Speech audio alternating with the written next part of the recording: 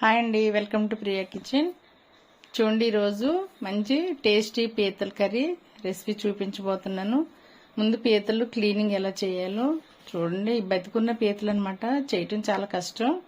కానీ నాకు పెద్దగా రాదు, కానీ ట్రై చేస్తే అలా చేసుకుంటాను. తక్కువ కాబట్టి ఎక్కువైతే మనం చేయలేము. అయినా బయట ఇస్తే కూడా అది నాచు పట్టేసినట్టు ఉంటుంది అనమాట. అది అంతా క్లీన్ చేసుకోవాలి. యాక్చువల్గా ఈ రోజు ఏంటంటే హైదరాబాద్ వెళ్ళడానికి కర్రీ ప్రిపేర్ చేస్తున్నాను అండి. దానికోసమని టైం అయిపోతుందని ముందుగానే ఇది ప్రిపేర్ చేసేసుకున్నాను. ఇందులో ఏంటంటే ఉల్లిపాయలు, పచ్చిమిర్చి, టమాటా, కొంచెం వంకాయలు, అల్లం వెల్లిపాయ పేస్ట్ 3 స్పూన్ల వరకు వేసాను. ఉప్పు కూడా వేసేసాను. ఇప్పుడు కారం, పసుపు వేస్తాను. ఇందులో గ్రేవీ ఇది చాలా ఇంపార్టెంట్ అనమాట. జస్ట్ ఇప్పుడే వాటర్ పోస్తాను కాబట్టి మసాలా పొడి ఇప్పుడు వేసేస్తాను. మర్చిపోయాను. మనం వంటలు చేసేటప్పుడు చిన్న చిన్న మిస్టేక్స్ మామూలే కదండి. మాది కొంచెం పెద్ద ఫ్యామిలీయే, అందుకని నేను ఎంత పెద్ద వంట అయినా సరే ఈజీగా చేస్తాను. ఇది 3 kgs పీతలండి.